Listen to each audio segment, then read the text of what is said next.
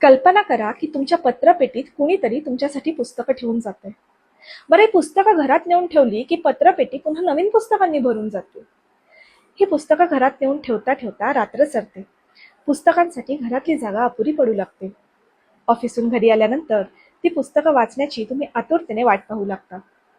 अस्सल वाचकाच्या मनात ही सुप्त इच्छा कधी ना कधीतरी तरळून गेलेली असतेच, नाही का? आता अजून एक कल्पना करा.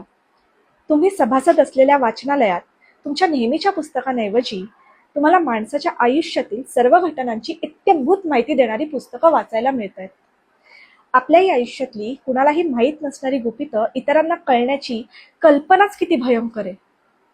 पुस्तकांच्या जगातल्या या आणि अशाच अद्भुताने संपन्न कथा तुम्हाला जोरान झिव्कोविच या सर्बियन लेखकाच्या द लायब्ररी या पुस्तकात वाचायला मिळतात. या पुस्तकाचं नितीन रिंढे यांनी केलेलं मराठी भाषांतर वॉल्डन पब्लिकेशन्स तर्फे अलीकडेच प्रकाशित झालंय. आणि आनंदाची गोष्ट म्हणजे 2024 सालचा उत्कृष्ट भाषांतरासाठी दिला जाणारा लोकमत साहित्य पुरस्कार या पुस्तकासाठी नितीन रिंढे यांना नुकताच जाहीर झालाय.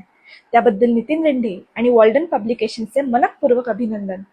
पुस्तकांवर आणि वाचनावर प्रेम करणाऱ्या प्रत्येकाने हे पुस्तक आवर्जून वाचायलाच हवं.